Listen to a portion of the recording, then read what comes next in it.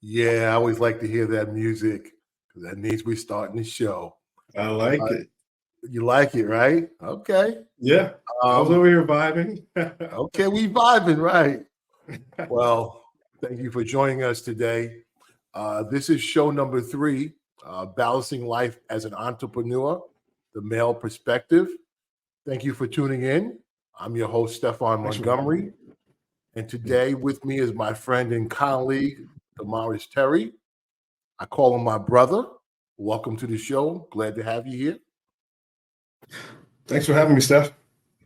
So on the show, when I talk to Damaris, I'd never call him Damaris. I call him D. So for my audience, I'm going to refer to him as I always refer to him as D. I'm going to read his bio, and then we're going to get right into the show. D has a very extensive bio. He's done a lot. So let me tell you why I brought him on the show today. Well, Demarius Terry serves as the Executive Vice President, the Chief Operating Officer for BA Inc. And BA Inc. is a certified minority-owned civil engineering firm, which brings 20 years of business operation experience with a deep understanding of agency policies and requirements. In 2014, Demarius spearheaded BA Inc.'s subsidiary, Bullock Construction, the firm's general engineering construction division. And we're going to talk more about BA Inc. and all those things when we talk a little bit more.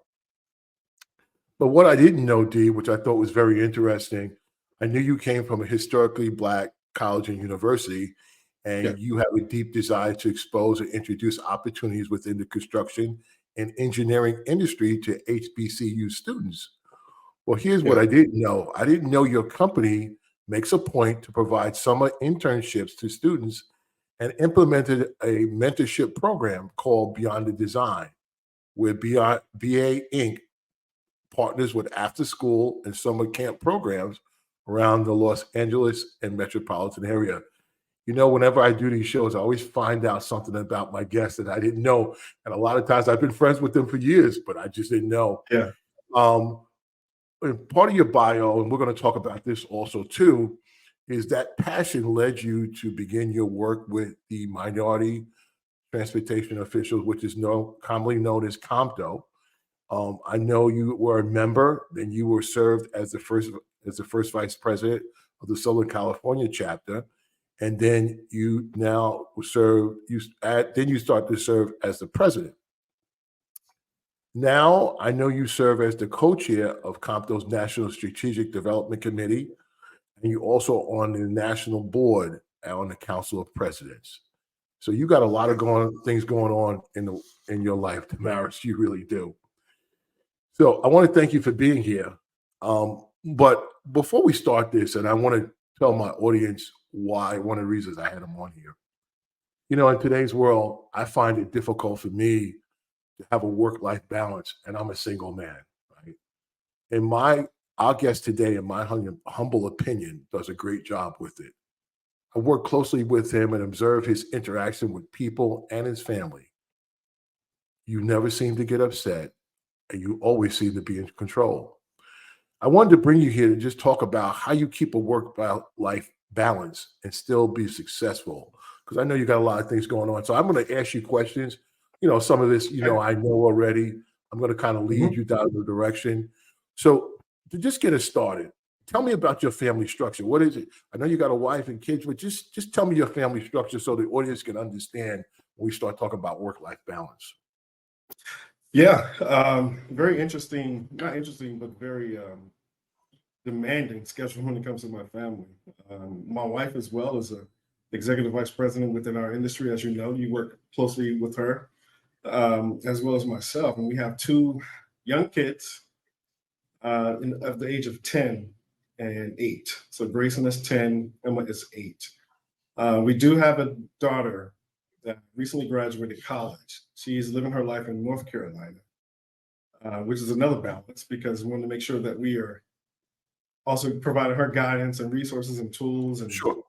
visitation. So it gets kind of, scheduling gets a little tight, but for the most part, you do what you got to do. Now, D, Now, one of the things that I kind of laughed at is I know you bought a house last year, but now you didn't just buy a house, you're remodeling the house. Can you talk about that a little bit? Yeah, uh, most of you don't know, but Stefan knows. I was in a Compto board meeting in DC, in DC, and before we left, my wife and I looked into several homes in LA, but ended up looking in San Diego County. And for good reasons. If you live in California, you understand why we Right, came to San Diego County. right. Um, One house, my dream house, Stefan, it was on the golf course. Uh, it was suited for our family. It was turnkey. I'll get to that later. And It was, you're a big golfer, right? I That's am, why I was yeah. yeah. Oh, all day. I would have been on that course probably every day. And and Okay, and our good friend Earl lives in that same community, so him and okay, I would have been out there every day. So, long story short, and there was another home, quite older, built in 1958, and this bigger land out in the countryside. Kind of what people don't may not know is that there's a wine community in San Diego County that's blowing up right now. And so, my wife loves character homes, and this house. When we first came to look at it, I said no, too much work. We don't have the time. Too much going on. It's going to cost too much money, too much effort. Went on my trip. He said, "Okay, let's put in a bid. All right, let's put in a bid." I'm thinking, let's put in this bid for golf course. I'm ready. okay, okay. Get into DC. The bids are in. I'm sitting in a meeting, and I get a text message. Hey, check your email. I need you to docu-sign those documents right quick. Okay, no problem. Pull up my email on my phone, and I'm reading, and I'm just about to finish signing stuff on, and I go back up, and I look at the address, and in the board meeting, I blurted out loud, like, "What is this?" And if anyone knows, you know my wife. So if those of you that know my wife know things that's just my wife. Period. Yeah, Um, good woman, good woman. she yeah, she wanted this home, and I left. I excused myself from the meeting and made a phone call and said, no, this is not going to work. I got too much going on. We have the Compto conference, as you mentioned, coming up, which is going to take a year of all of our time. The kids, it was too far from the highway. There's just a list of laundry list of problems that I saw. But she only saw one thing: house and a vision to build it up, make it a home. And I plead my case, but when I got off that phone, I ended up sending that DocuSign in and found myself remodeling a home. Right. Yeah, which became a very daunting task. Like Yeah. it's a And, lot. and for my audience, I know that you have documented most of your remodeling We on have, yeah, Instagram. On yeah, Instagram, and what is it yeah. called again? What is it? What is it? If you don't mind, The Cherry Barn House. the Terry Barn House on Instagram. So Yeah, if you want to see that, they've done a great job. So now let's yeah, see. Okay, so let's talk about this. You're remodeling the house. Okay. yeah, You got these kids that are active. I know from your Instagram and me and you talking and some of the meetings that we've had, you've had it at their swim meets and other things that they are involved in. yeah. Your kids are very active, right? Which is good, Very right? active. Right. You're also the chief operating officer for BA Inc. Talk to us a little bit about what is involved with that for the audience so they can BA, yeah, understand that. yeah. BA Inc. One of the only African American owned and operated civil engineering firms in Greater Los Angeles County. Believe it or not, there's only a handful of us. Uh, which is still to this day mind blowing when you think about Okay. 14 million people within the county. Um, but BA has been around. We've been in operation for 18 years. We're approaching 20 years. and Hope Bullock is the owner, founder, Right. and the Right. majority owner of VA Inc. Hope and I grew up together. A lot of people don't know that. We grew up, met in a middle school band class of all Okay. places, Okay. and became friends through our last period was gym, I believe. Yeah, it was gym. And him and I would always just battle in basketball and whatever ever sport there was, and end up becoming a little bit closer and closer. And to this day, every single friend that I met in middle school, it's about 8 of us, and we're still very, very close to this day. Okay. Talk almost every day. So Hope is the majority owner, and we wanted to expand BAE, so to speak. So I was living in North Carolina working for a different company, PwC at the time, and Hope needed some help. The company was growing at a rapid pace because of all the projects that were hitting the street here in LA. Hope is a brilliant engineer, but back office was something that he was struggling with. And I went Okay. to school for business, right? And Okay. so I'm a business guy, strategic guy, and decided to help out. It was nothing more, nothing less. Started flying in and out of LA, just helping out a little bit, doing some business development, marketing, putting some strategies in place for growth, for scale. And we decided there was a need in North Carolina where we come from. And I was still living there in Charlotte at the time. And so we opened an office there. Went through the loops of introducing the company, meetings. You know how it is, Stefan. It's a lot. It's a lot when you're Yes. starting out. But for those who don't know, North Carolina, I'm just going to say it's a good old boy state, and it was challenging. It was challenging. We poured a lot of money, a lot of resources into that state. We did a lot of networking. We did a lot of entertaining. Entertaining is what is required out here if you're going to get business. And nothing happened. We spent 3 years doing that. And so at one point, I made the decision to shut down that location and made the brilliant choice to move to California. It was probably one of the best decisions I ever made in my life. And then from there, BA Inc. just kind of, the need for someone like myself and others in operational role just kind of need to expand. We started taking on more projects. The company grew from 16 to, I believe, 58, almost 60 at the time. Engineers were working on 405. There was a lot going on, more projects hitting the street. It's a lot of moving parts, Stefan. And we had to kind of pull it all together and make that company into a corporation that we knew it could be. And to this day, we're lucky enough to perform on, I don't even know the number anymore. It's well over 20 consecutive design builds that LA Metro has put on the street.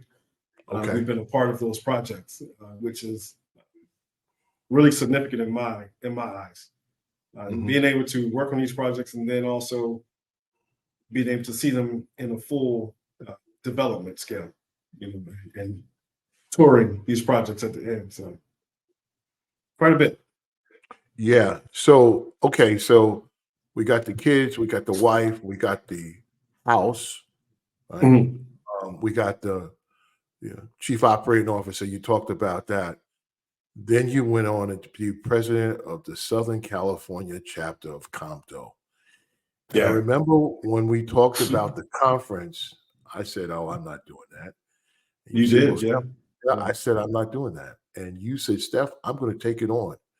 And I got to tell you, my brother, very impressive. Did a fantastic job. For those who don't know, Compto holds a national conference every year.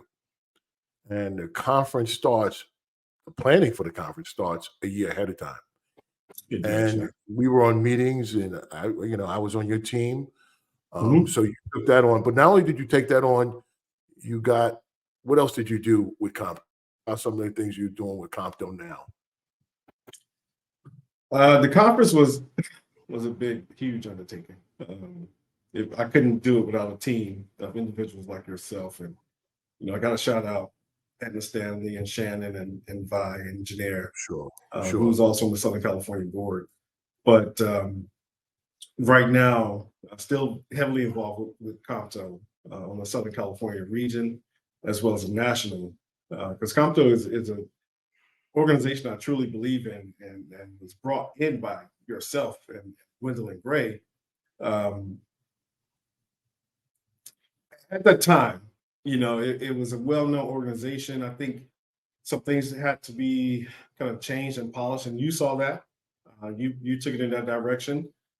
Under your leadership, I was the first vice president, and kind of took that guidance, to want to do more, to make sure that other people were aware of Compton here in Southern California, because primarily, Stefan, it was what, East Coast? Right. East Coast right. organization. Yes. That's why the conference hadn't been in LA for what, 38 years or so, Sure. because we were Yeah. always on the East Coast. So, nonetheless, now I'm part of the Strategic Development Committee. I co-chair that committee for Compto, as well as sit on the national board for Compto. All for a greater cause, man. Trying to affect policy and change for minority business contractors and designers and consultants like yourself. Trying to ensure that we all have opportunities. Endless, man. It's endless. We do a lot of scholarship work, which I'm most proud of. Being able to hand out 30, 40, 50, and nationally $100,000 of scholarships to kids that want to pursue transportation, engineering, construction. So something I really take pride in doing. Yeah. And I think everyone involved is just selfless, like yourself. So Yeah. because it's not a paid role. Right. You're doing it out of the goodness of your heart, as you know, because you've been involved how many years now, Steph? Over 20 years. 20 years. Yeah. So it's it's a lot. It's a lot. Yeah, it and, is. It is. And one of the reasons I wanted to have you on here was because I think you do an excellent job at balancing that with all the other responsibilities. So we set up for the audience all the things you do, right? So the wife and kids, the Terry Barn House, the COO at BAE, sitting on the national board of Compto. You do a lot, my brother. So now, what I want you to tell the audience is, how do you keep it together? How do you maintain that work-life balance? And if I can just make mention, you just came back from Italy for 3 weeks. You just got back. I think you just got back from there. So how do you maintain all that, D? How do you and keep it under control and still be successful? That's really what I brought you on here. I want you to talk about that. Give us some tips on what you found helps you to maintain that, because being an entrepreneur, as well as I do, you can work 24 hours a day. You can. That's a good question. A lot of people ask me that quite often. And I've thought about it, and it's something that was instilled in me at an early age, Stefan. My dad and my grandfather used to, you meet my father, you would see he's and my grandfather, they're the same way, mild tempered. Nothing can get you off of your path. My dad used to tell me all the time, there's going to be another day. There's nothing that serious that anyone can take away your own peace, your own joy. There's nothing in the world that serious. I remember, and this goes back into a tragedy that happened. My home caught on fire as a kid. No one was home. Everyone was safe. My dad operated. This is off the subject, but operated he had a full-time job, but he had businesses on the side, which was a bar, pool hall, stuff like that. My mother was at a Luther Vandross concert. Right. Okay. I'm at my grandparents' house, and the house just caught on fire. No one, I was young. I couldn't even tell you why, right? And I remember standing there with my dad, And my dad said, okay, all right, well, let's go to grandma's house. And I could see my mother still calm, but she, you can see it on her face. But you Right. couldn't see anything in my dad's face. And I remember having a conversation with him, and I'm like, but Dad, where's my, I was more selfish, concerned about my toys and things of that nature. Right. And my dad said, he looked down at me and he said, I can buy that again. He's like, I can't buy you. I can't buy them, He said, so let's go to grandma's house. And that was it. You never saw him talk about anything else. You never saw him panic. And what we did rebuild the home. My parents bought everything else that we needed, and life went on. And for me, that was just a key moment in developing and keeping your composure. If you can lose everything and not panic, that says a lot. That says a lot. Right. And to see someone go through that, it kind of just was an awakening for me to understand why there's more important things in life, and when it comes to business, like yourself, there's strategies that you put in place, but it's not gonna always go to plan, right? So I want you to say that again, D, because I think sometimes people think they get discouraged when they have a strategy and it doesn't go into plan, right? Yeah. So I want you just to repeat that again and just expound upon that a little bit. Yeah, that's kind of a model I live by. So again, I'm a strategic person. So every day, my wife thinks I'm a little crazy. Every day is a strategy when you wake up, but it's never going to go to plan, especially in business. I live by, a model of know your strategy, but understand your tactics. Right. So being so, your strategy is one thing that you put in place every day. There's always going to be monkey wrenches thrown out there. That's a country term. I'm from the South. There's always going to be something that's going to knock you off your course. But if you understand and master your tactics, you can deal with it as they come. And your strategy, you're still going to get to your end goal. Just got to know how to deal with it. And if you understand and master your tactics, then there's no need for you to panic. The road is not going to be smooth. You know that, Stefan. We've talked about this plenty of times. There's been things that we all had to deal with when it comes to life, kids, business, even with organizations like Compton. For an example, what happened during the conference? We had a strike. Right. No one planned for a strike, right? But we had to maneuver around and employ tactics to ensure that everyone that paid their money got their money's worth and not, So it's things like that, man. That's just my model. You gotta stick to the course and understand. You plan for the situation. We all do, whether you know it or not. You plan for situations, and you just got to implement those tactics and keep it moving. Yeah. D, as we talk about strategy and implementation, and people who are listening to the podcast, some of them, are very successful businesses that are listening. Yeah, sure. But I always want to leave people with some kind of gem or something that they can take away. So if, you've been in business for a while and been leading an organization, you have some other things going on too.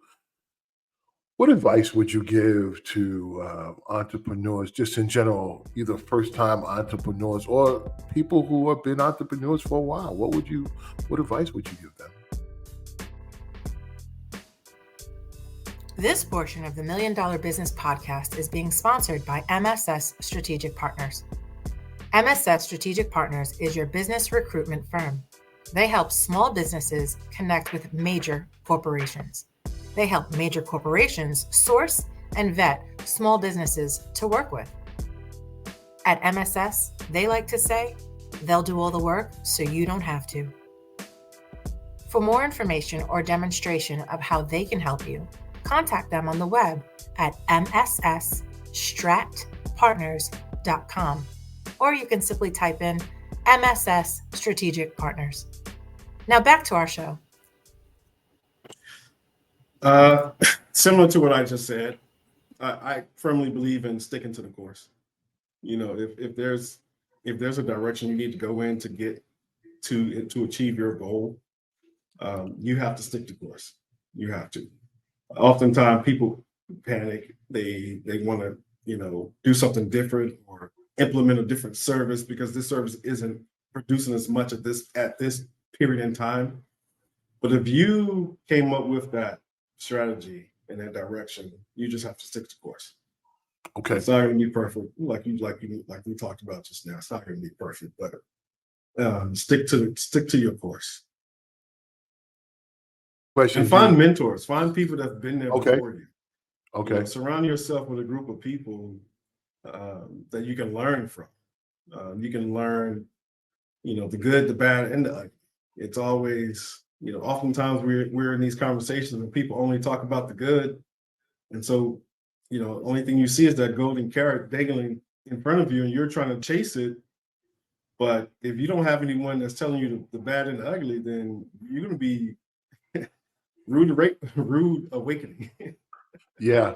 Yeah. And that's one of the Yeah. reasons we do the podcast, because, everything looks glitz and glamour. It looks polished, right? Even this podcast, we could be doing a very polished podcast if I wanted to. I can afford to do that. But the reason I do it this way is this is more real. Right? Me and you Yeah. have talked on the phone many times about subjects for hours, right? Yeah. And so when we talk, I want people to be able to hear what we talk about, what really concerns us as we move forward in business. Like, for example, you mentioned before about your company being like one of the only Black civil engineering firms. Why do you think that is? Is it because people are not going to engineering school? Are they scared to open their own business? What's your thoughts on that? There's there's tons of engineering. I think Black females, if I'm not mistaken, hold the most engineering degrees in this country. Okay. There's endless opportunities. I meet people all the time that talk about venturing off and doing their own thing, and it's trying to be as encouraging as possible. I think oftentimes there's a few factors that come into play of why people don't do it. Fear. Everyone has a fear. Sure. We want security, right? We want a sense of security, that income, that stable income coming in, that benefit. And then there's some that have been in the industry and they understand the ins and outs of the industry and they understand the challenges and they see some of the challenges that companies like mine go through. Like you said, it's not all the glitz and the glamour. We've had these conversations plenty of times, Steph, and like everyone look at you and they're like, oh, well, you don't need another contract. You got a nice this house, blah. But there's also some issues in our industry, right? Sure. There's challenges that, if you're not built to handle, then you're not going to succeed. That's right. That's right. You got to weather those storms. Right. And a lot of people can't do that. I think if they're being honest with themselves, then they don't take that next step. And there are some that just don't want to. Right. Because some people are okay with just getting a check. They don't need, in their opinion, getting a check is good with them, right? They get a check and they're off on go Saturdays. home. Yes. 5 o'clock. Go to the bar, do whatever they want to do, right? That's right. Instead of, sitting down and strategizing. Like, it's funny you talk about strategy, and it's something I've learned from you. And see, this is one of the things I want to tell you that I don't think you fully understand. I've learned a lot from you. I know you're younger. You and Jason both are younger than me. And but I've learned a lot from you, both of you guys, just on strategy. I started strategizing October of this year. I'm done for 24 already. I'm into 25. Right? There you go. Right? Because if I'm going to lead an organization, I need to know where I'm going. Right? Yep. And I well tell ahead this of time. Well ahead of time. Right. Now, is everything going to go according to plan? No, it's not. No. I know that. but to be able to move differently and to adjust is the key to a successful organization. And so for me, I have learned that I saw you do it with Comptel. You started a year ahead of time, and it just kept building and building, and it came to a crescendo. And so I understand the need about strategy. One other question I want to talk to you about, and you mentioned it before, Mhm. network. Me and you, a bunch of us, we're big networkers, but can you just talk from your perspective, the value you place on networking? Man, if you're out there, you're an entrepreneur, it means everything. I was told once, I asked this question once when I got started, right, in the industry, and simple answer: you go when you don't want to go. You go when you don't want to go. If you're tired, you overwork, there's an event that's meaningful to your industry, to your company, to your strategy, you just have to go. Oftentimes I've seen you do it. I do. I've seen you do it for Orange County, all the way to LA, San Diego to LA. Jason does it. We get there and we make our rounds, and what we end up saying to each other, man, I'm tired. I want to go home. But you got to do what you got to do. Yeah. Networking is key, which is also why what you are doing, Stefan, is so valuable to our industry. You have to get out there. You have to network. People have to know you. Right. People Right. do business with who they want to do business with, no matter Right. what. I don't care what the government says about 30%. They're going to meet their goals, but they're going to meet it with people they want to work with, That's right. That's people right. they know. That's right. So if you want to, you got to spend your time and your effort to get out there and meet these people. Let them know who you are, what you're about, what your company is about, what value do you bring. And you can't tell them that value in one conversation. It's going to take several outreaches. It's going to take several meetings. Trying to go to dinner, trying everything. It's like Yeah. very repetitive.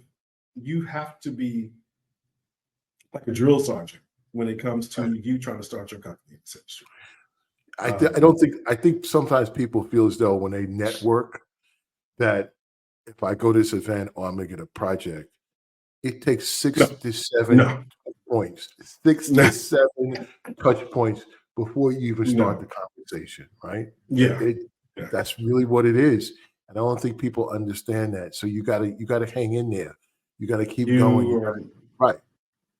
I don't know one person that's gotten a contract or been in the door after just going to a networking event once.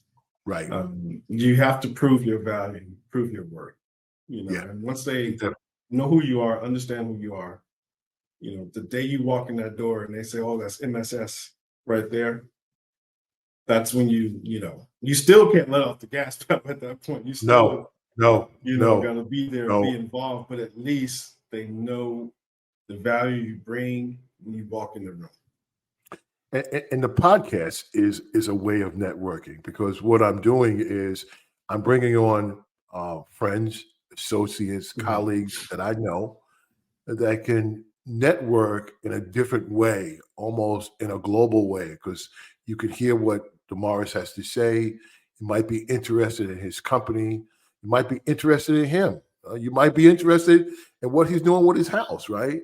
But they get to see you as a regular person. Because sometimes Yeah. in business, all we see is the business side, right? But this is a more personable side. This is the side that a lot of people don't get to see.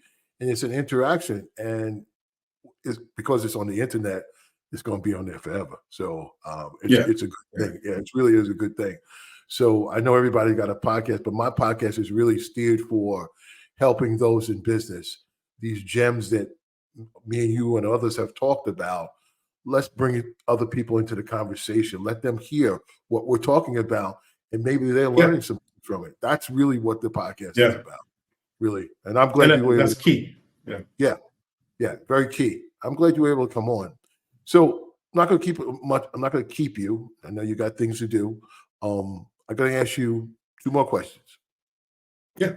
And the 2 questions would be, um, if you had to give 2 points of advice to a small business, what would you tell them? 2 points of advice. Know your craft. Know your craft. Don't try to take on too much. Only take on what you know you can do, specialize in what you can do. Oftentimes, I see this a lot. I see people that are in our industry going in one direction and they're doing well. And then they see this, what we consider a void, right, of scope of work. I should do that, or someone convince you to do that. And then you find yourself overwhelmed. Right. One, you're trying to learn something that you really don't know anything about, that you don't specialize in. And two, it kind of hurts what you do specialize in. You know, sometimes, oftentimes, not all the time, but often, you're taking away your 100% and giving it 20% over here, right? Right. And now you're giving your clients 80% of what your skill is, what your value is, your knowledge to that team, to that project, to whatever you're doing. And once you take it away, it's felt. You can tell. I've seen it happen. I've seen people go under because of that, unfortunately. So know your craft, stick to your craft, and stick to the plan. It's always been my advice. So be strategic and be intentional about what you're doing. Okay. I think that was more than 2 points. I think you get about 3, 4 Yeah. points. Yeah, That's okay. You know That's okay. You know Okay. how it is. You know how it is when we start talking. Yeah. Once we start talking, I know. And so now that you survived the $1 Million Business Podcast, who would you recommend we have on the show? And if you recommend them, can you help us get them so they can be on the show? So who would you recommend? Absolutely, man. You said Earl. I definitely was going to say Earl when I doing the briefing. Let me think about that. Let's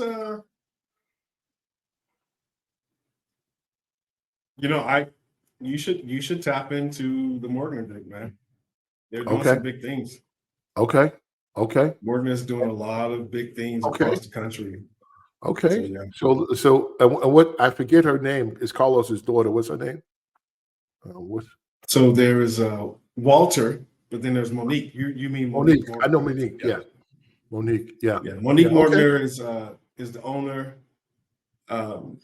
Walter Contreras is the president of that corporation right now. Okay. Well, maybe I'll have the both of them on. They can talk about. Yeah. And you know who is the operations strategic person on that team? Who's that? That's Mrs. Terry. Mrs. Terry. Oh, yeah, Mrs. Terry. So we putting a plug in for the wife. Okay. We'll put a plug in for the wife. I like you and Jason. I did plugs in for your wives. I like that.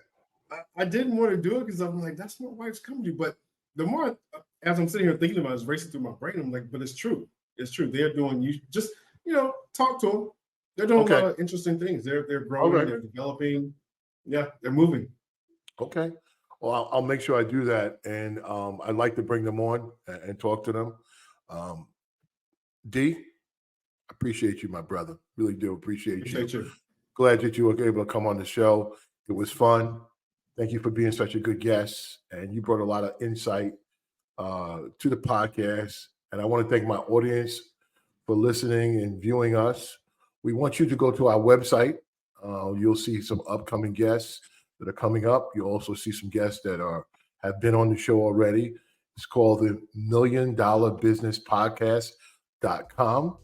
I'm your host, Stefan Montgomery, and this is the $1 Million Business Podcast. I hope you enjoyed the show today. The information we discussed here today was just that, informational only. It is not specific advice. If you take action following something you heard today, it is important that you make sure you get professional advice about your unique situation before you proceed.